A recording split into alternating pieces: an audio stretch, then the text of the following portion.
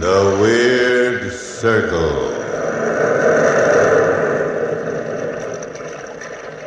In this cave by the restless sea, we are met to call from out the past stories strange and weird. Bellkeeper, toll the bell, so all may know we are gathered again in the Weird Circle.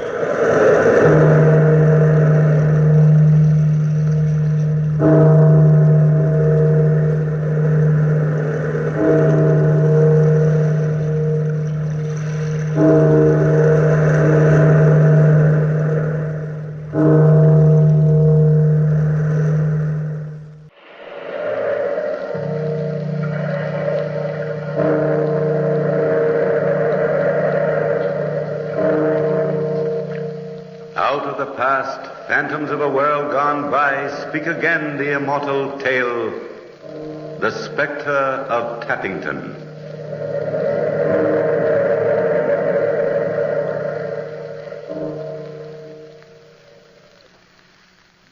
This house, Tappington Everard, called Tappington for short, is an antiquated but commodious manor house in the English countryside of Kent.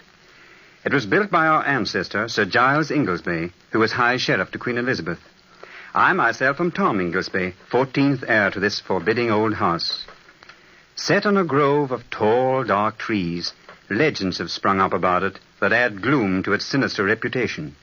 One autumn weekend during the grass season, every guest room in the manor house was occupied. That is, every one except the oak chamber. Little did we know that the unexpected arrival of our distant cousin and good friend, Lieutenant Charles Seaforth, would cause the dark mysteries of that oak room to intrude themselves upon us in such a strange way. A telegram that morning had warned us of his arrival, that he was on leave, invalided home from India. So it was with glad surprise and open arms that I welcomed the young lieutenant to Tappington. Well, Charles, old chap, I say it is good to see you. Hello, Tom. How are you? Back from the land of the Rogers, what? Welcome to Tappington. Thanks, Tom. It's good to be back in England, and best of all, to be here with you and... And Carolyn. I know that mine are not the charms that bring you here, but those of my lively, lovely sister. Well, here's your childhood heartthrob, almost falling down the stairs in her eagerness to greet you. Charles, my dear, how wonderful to have you here. Carolyn, you're lovelier than ever. Lovelier than I dreamed. May I kiss you? Of course, Charles. Oh, Charles, it must have been dreadful in India. Well, it was a bit of a show for a while. We heard you were on the wounded list. No, just a tap on the old bean, a touch of fever, but I'm fit now. You look wonderfully well, Charles. Thinner, perhaps just a bit older. A broth of a boy has come back to us a man, Carolyn. And what a man. Charles, dear, we've had to put you in the oak room. Yes, as our housekeeper, old Bollersby, puts it, the house is chock full up. Hope you don't mind, old boy. Why should I mind? Sounds very important, really. Is it an attic nook? Oh, no, it's the guest chamber, or always was until some rather weird stories Charles, began not now. What? Sorry. What we mean, Charles, is simply that the oak room is very old. Oh, but I love old rooms and old houses. Oh, what a magnificent hall. This Tappington of yours is a baronial beauty. A perfect setting for good old Queen Bess. I can almost see her ghost moving along up there on the gallery and wafting majestically down the stairs. Charles, please. What? We don't like to think about ghosts here. Oh? Is Tappington haunted? Well, I'm afraid we've had our moments. No, as soon as I've shown you off to some of my guests, Charles, Carolyn and I will conduct you on a special tour of the premises. I'd like that no end. Good. Well, come along then into the library. I think you'll remember Jack Overton and Fanny Simpkinson and many of the others. Charles was fascinated by the old manor. We showed him every nook and cranny from gallery to scullery. Then, that evening after a good and jovial dinner, some of us were gathered around the library fire when the legendary Spectre of Tappington became the theme of the conversation. Did they show you the blood stain? Yes, it didn't look like blood to me, Fanny. But it is blood, Charles. Human blood. And for 300 years, no sandstone or soap has budged it. Cheerful little antique. Did you take him into the glen, frowning darkly as of yore? Not yet, Jack. Oh, it's gruesome. Let's go there tomorrow before breakfast. All right. You know, They say the keeper's daughter was seen to enter it, but nothing was ever seen Oh, again. stop, Fanny. You're breaking my heart. My nerves can't stand it. She never was seen by mortal eyes again. Oh, never. How did you like the ancestral portraits? Nightmarish old codgers, eh? Mr. Rogerton, sir, you speak of me ancestors. Oh, sorry, old fellow, but you must admit Sir Giles is no rose. I've seen his like in horror films. What's his history, Tom? Well, dark and dismal tradition has it that his wicked licentiousness was above the average even for those days. What was his special vice? Murder. Oh, how thrilling. Who did he kill? Yes, tell us the story, Carolyn. Shall I, Tom? Go ahead. I'll turn off some of the lights. Tell the gory legend, sis. Scare 'em. Well, you asked for it, my friends. Here it is. One night, long, long ago, a stranger guest came to Tappington. Though he and Sir Giles met in apparent friendship, the scowl on the squire's brow showed the visitor to be unwelcome. Nevertheless, the banquet was not spared. The wine circulated freely. Too freely, perhaps, for the servants heard loud and angry quarrelling. The stranger, cold menace in his voice, was heard to say that there were documents within his pocket which could disprove Sir Giles' right to Tappington. Documents that proved his inheritance? Oh, don't interrupt, Jack. Go on, Carolyn. Who was the stranger? Rumour was rife. It seems the old retainers had heard talk in their youth that an heir who disappeared in early life had left a son in foreign lands. So you and Tom may not be the rightful owners of Tappington after all. That's right. Some long-lost cousin from far-off lands may come to claim it. Joe, Huh? you're our distant cousin, Charles. And from a foreign land. Oh, no, I assure you I have no documents in my trousers. But go on with the legend. What happened? The revellers finished their party and sought their beds. The stranger fell into drunken sleep in the oaken chamber. In my room? Your room. The next morning he was found, a swollen and blackened corpse. No marks of violence, but his lips were livid, and dark-coloured spots appeared on his skin. The word poison was whispered, but no one dared say it aloud. I see. Was it murder? Sir Giles' personal leech pronounced it an apoplexy, and the nameless stranger was buried in haste. It's a ghastly story, Carolyn. Wait, I haven't told you the most curious part of the legend. Huh? The mysterious disappearance of the stranger's trunk. His trunk? His breeches, stupid. The supposed hiding place of the document. Oh. His clothes were all there. Jerkin, waistcoat, cloak, but no sign of those puffed velvet short pants the Elizabethans wore.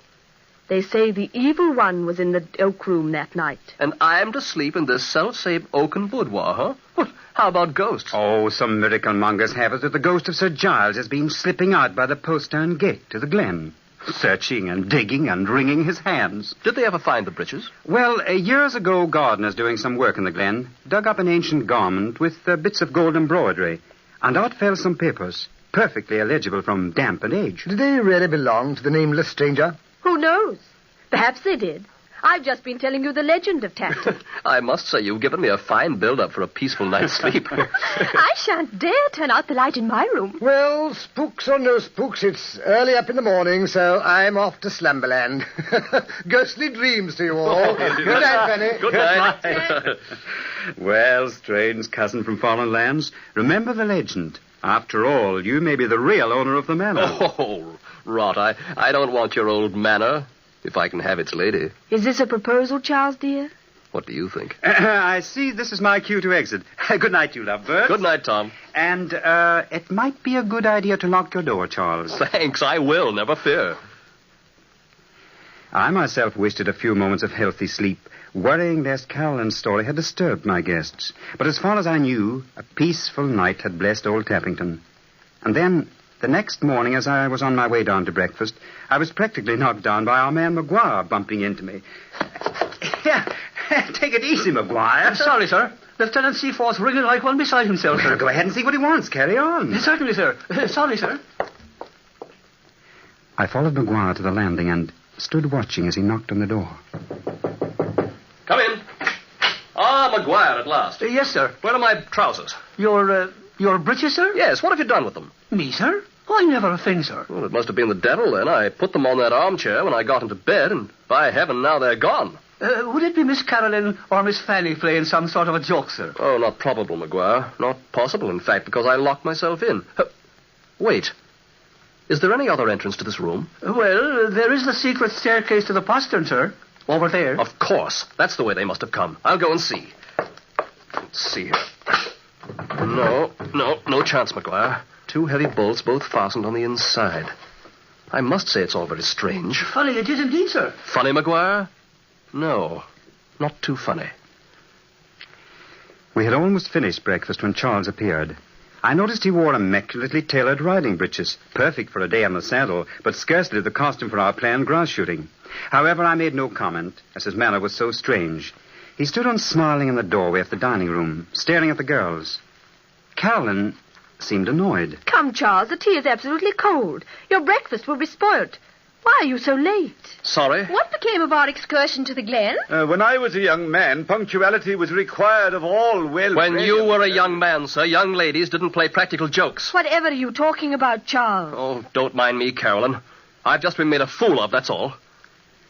Obviously, something was troubling Charles. Occasionally, he darted a penetrating glance at the girls. However, a glorious day in the field seemed to snap him out of this troubled mood.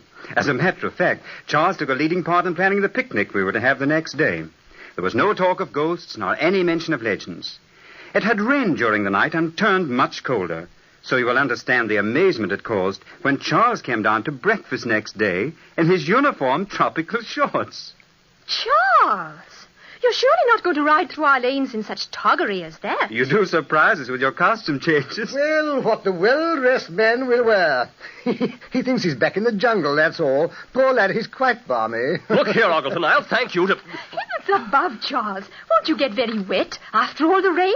You'd better drive in the carriage with me. Thank you, Fanny. I'll ride as planned with my cousins. During this banter, Carolyn said not a word. I could see she was worried sick over Charles. However, the picnic was a great success.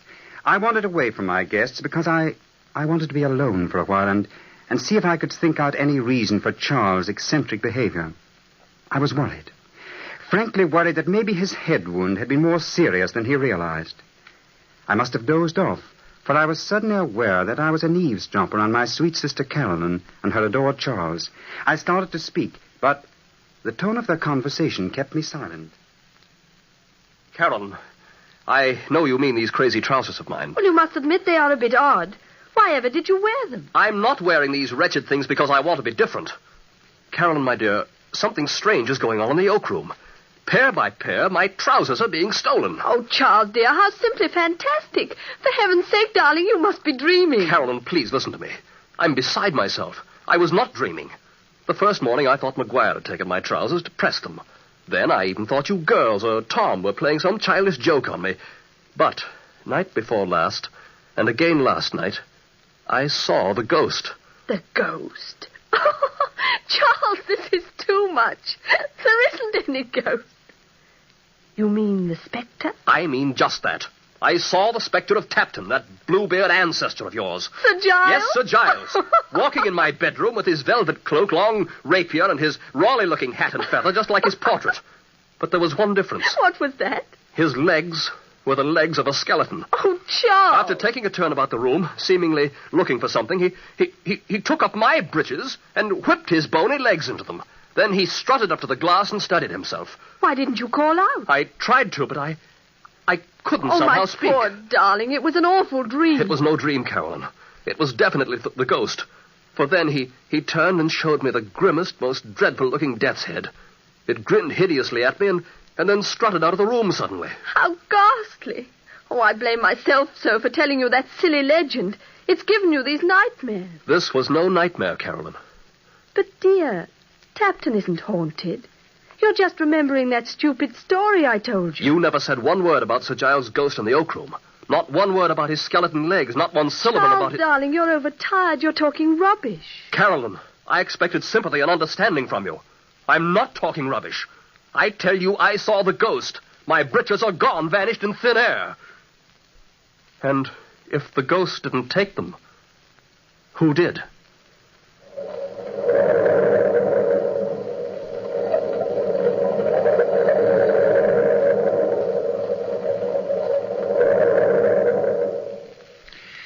I had never thought seriously there could be a ghost at Tappington. That legend Carolyn had told our guests that night had been intended as a joke more than anything else. In fact, since childhood, we have liked to spoof about our family spook. But it was evident that the story of Sir Giles had made a dreadful impression on Charles' mind. His strange costumes had merely amused us, but now Even our guests were beginning to wonder. Next morning, as we were lingering at the breakfast table over that last bit of muffin and jam, Ogleton said, I say, what makes Charles so touchy? He bolted from the room just now as if the old boy himself were after him. I'm sorry I giggled at him, but Tom, I couldn't help it. Full dress uniform at breakfast. Is it shell-shock, Tom? I wish I knew. When I asked him why the fancy dress, he bit my head off. I can still hear him saying, it's the regimental dress of the Royal Bombay Lancers, Fanny. It was regal. Blue tunic, red striped trousers, and gold braid. I haven't seen the like since the coronation. It wasn't funny to Carolyn, though. She was almost in tears when she ran after him. She looked positively stricken. Yes, my poor sister was teary-eyed all that miserable day. As for Charles, though he seemed to be making an effort to be more companionable, it only resulted in his being distantly polite. To add to my own distress in the matter, I learned that Maguire, the valet, had been kicking up quite a bobbery below stairs, boasting that on the evening before he'd seen a ghost. Maguire had overheard some of our conversations, but this claptrap about ghosts had to be stopped. So that night after our house guests had retired, I rang for Maguire. You rang, sir? Yes, close the door. Yes, sir. Now, see here, Maguire. What's this I hear about your having seen a ghost last night? Devil a lie will I tell Your Honor, but last night I saw a ghost. Oh, what rot. Don't spread such nonsensical stories. Where do you think you saw this thing? Well, sir, we went last night for a bit of a stroll to the glen. We? Myself and one of the maids, sir. Yes. Get on. To see the moon it was, sir. But we saw more than the moon, sir. In the shadows was a terrible ghost. What sort of a ghost, man? A tall gentleman he was, sir, all in white with a shovel on the shoulder of him and a big torch in his fist. Though what he wanted with that, it's myself can't tell, for his great eyes were like gig lamps. The maid screeched holy murder and ran off with herself, and me after her. And the ghost after you, I suppose? No, sir. The ghost vanished in a flame of fire. Now, Maguire, don't try gig lamps and flames of fire on me. You're making all this up. Jove, I believe you're the Spectre yourself. Me, sir? Is it myself, then, that's a play-acting ghost in Your Honour's thinking? What your purpose is, I can't guess. Stealing Lieutenant Seaforth's trousers and all As that. of a soul, sir, I stole nothing. No, but you're mixed up in some way with their disappearance. 'Tis the ghost, sir. I know it is. I saw him. There isn't any ghost, Maguire. And don't go about frightening my guests with any such tale. That's all for now. Yes, sir. Good night, sir. I felt a strong compulsion then to go to the oak room. I wanted to know if Charles was all right. Immediately Maguire had gone, I left my room hurriedly and ran up the short flight of stairs to the oak room. I listened a moment, then rapped loudly on Seaforth's door. Charles! Charles! Yes, who is it? It's I, Tom. Oh, hello. Come in. I was just about to turn in. What's up? You all right? Of course. Why? Well, Carolyn's told me about this ghostly visitor of yours. Look here, you haven't seen him tonight, have you? No. Forget it, Tom. I'll make out. Don't bother about me. Go on to bed. All right, cheerio, old pal. Just wanted to make sure the goblins hadn't got you. Good night. And then, the very next morning as I was shaving, my door was flung open and in burst Charles. Inglesby, this is now past a joke. Where are my trousers? Good grief, Charles. What's the idea of yelling at me? You've made me cut my chin. Oh, confound your stupid chin. Another pair of trousers are gone again. Oh, heavens, this is too good. Don't tell me the ghost got the regimentals, too. Laugh if you will, they're gone. Now, I've looked everywhere. What have you done with my clothes? I? Charles, I'm as mystified as you are. In all seriousness, Tom, aren't you putting over one of your famous hoaxes? I swear to you I've no hand in this skullduggery. Well, then your ancestor's ghost has, and I've had all I can stand. Now, you'll simply have to lend me a pair of your trousers. Well, take all my trousers. Get out of here. You're in no mood to talk sense. All right, as you so politely put it, I'll get out. And in your trousers. In spite of the ties that hold me here, I'm leaving Captain today. Seaforth, wait a moment. Now I was really afraid that Charles' mind was unhinged. I dressed hurriedly and rushed downstairs. Hearing noises in the library, I went quietly to the door and listened. Darling, please don't leave. For my sake, please. Carolyn, I can't stay, I tell you.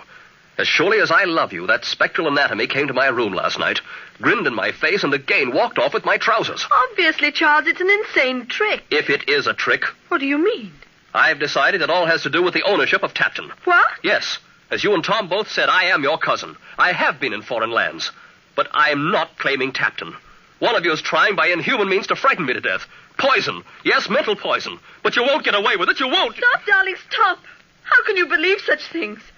Oh, Tom, I'm so glad you were listening. Talk to him, please. Charles, oh man, you're so wrong. Why, you're my oldest friend, and Caroline loves you. You know that. Now, come on. Forget these black thoughts. Go for a walk and let the sun and the wind drive this fog from your mind. Please, Charles, don't talk any more about leaving.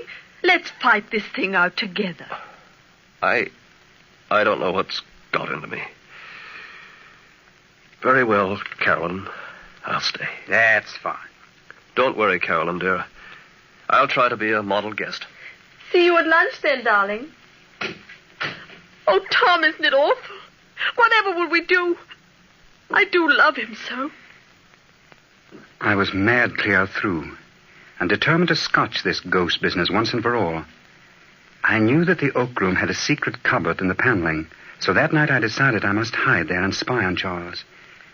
I slipped away from my guests, and tiptoeing through the dark gloom of the oak room, I groped my way into the closet. Suddenly, my hands touched soft human flesh. Good Lord. Caroline. Tom, you scared me so. Oh, we had the same idea, huh? Yes, to protect Charles. Well, of course. But we may have a long wait, sis. I won't mind. Shh, yes. I think I hear him coming. Oh, Tom, I'm so scared. Quiet. Chin up, old girl.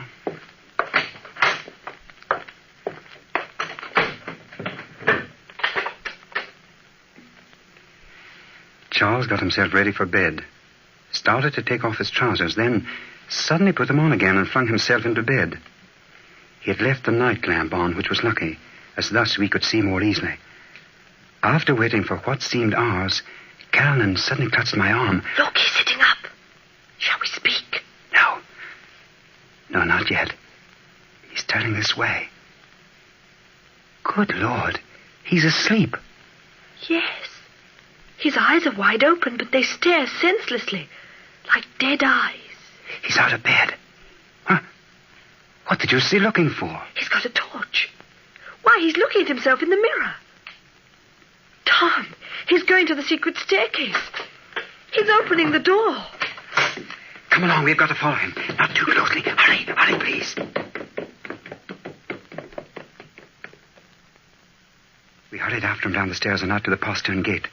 We saw him enter the glen, and then as we came closer, there was Charles with a spade, digging.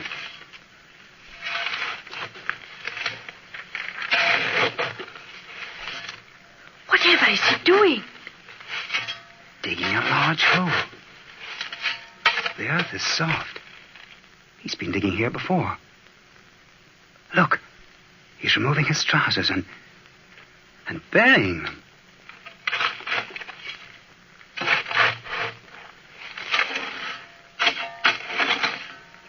Tom, I can't stand it. It's too gruesome.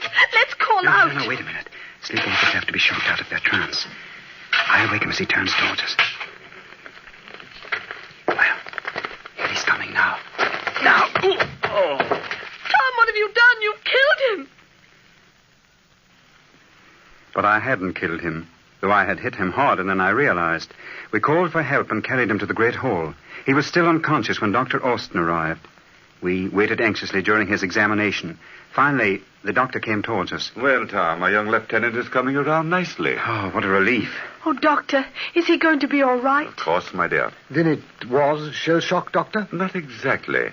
I think that head wound and the fever combined to give his subconscious overactive control of his mind. And when I hit him? Best thing you could have done. You put that subconscious in its place. I think it's safe to say that he won't sleepwalk anymore. Oh. Look at Charles. He's sitting up. What? Where? What? Oh, why are you all staring? Why am I here? Oh, my jaw. Don't try to speak, dear. You're all right now. Well, I should say I was. Why, I feel as if a load had been lifted from my heart. Oh, I remember my trousers. Yes, Charles. You've been busy burying trousers. In neat layers, riding breeches, shorts, and even those beautiful regimentals. That I've been haunting myself. Yes, dearest. You are the Spectre of Tappington. Oh, my love. Can you ever bring yourself to marry a Spectre? Darling, I love ghosts. Oh, I begin to catch on. Wedding bells are in the offing. Yes, and with my blessing. But, Charles, if ever again you feel inclined to jump out of bed and ramble out of doors, there's one thing I'd like to suggest. What's that, old boy? I recommend that Carolyn wear the trousers.